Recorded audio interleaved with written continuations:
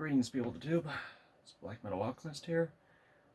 Haven't really made an update on this in quite a long time, just because any videos that I did record of this, it ultimately in the end they didn't matter.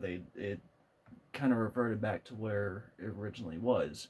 A lot of the plans I had for this didn't really go as planned, so I didn't exactly feel it was necessary, or even I didn't feel like it was worth putting it up. So I'm back now because I have found a couple things that I'm going to do slightly differently.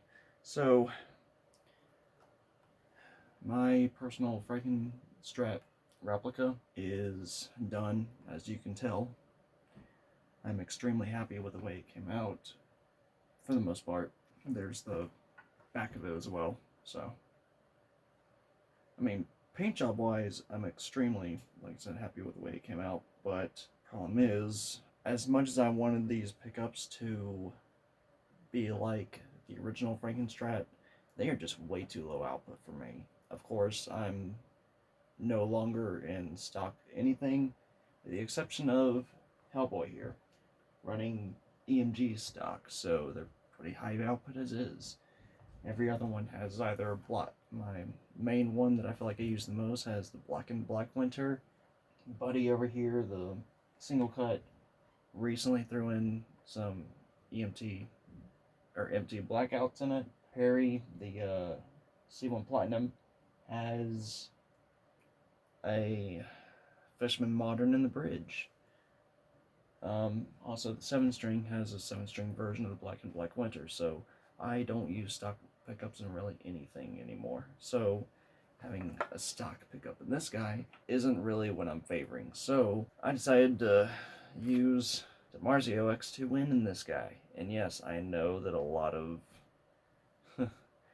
elitists, or I feel like a lot of elitists, are gonna post many hateful posts or comments about how dare I put a pretty hot output pickup in a Frankenstrat replica.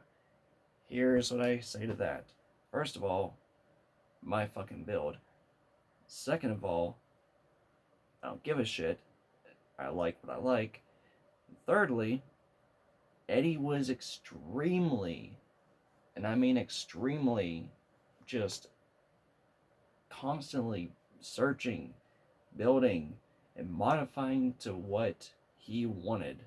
So I'm going to do the same thing, only what I feel I would want for what I plan on playing with this thing. So I've run this guy in a LTD Aero 200 when I still had it. I've put this guy in my LTD F-50 whenever it was in that. And now I feel like, and I've also had it in Buddy, but I think, yeah, I just pulled it out, Buddy. It had a chrome cover on it, but anyway, that's gonna go in this guy. Also, what I do plan on doing is, since I know I kept this knob here in this position because that's pretty much where Eddie had his, but whenever, especially whenever I'm playing Ain't Talking About Love, the intro to that, I can't get down there because my pinky hits that thing and will start to roll it down in volume, and it just gets in my damn way. So I'm going to be probably putting it in this spot, as long as it still doesn't get in my way.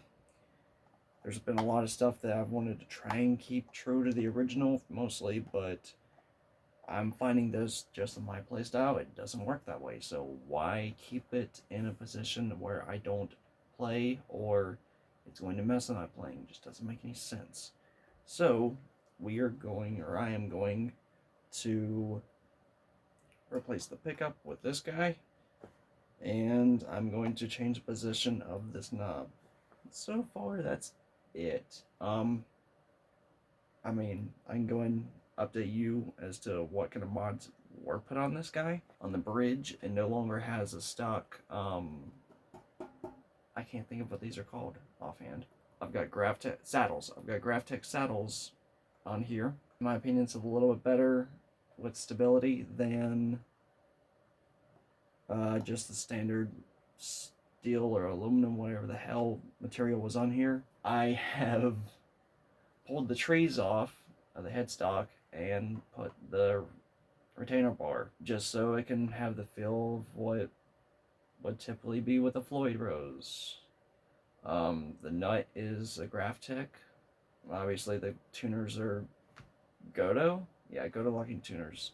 It's been a while since I've really actually done an upgrade on this, so I can barely remember what I have on here now. But nonetheless, let's get to modding again.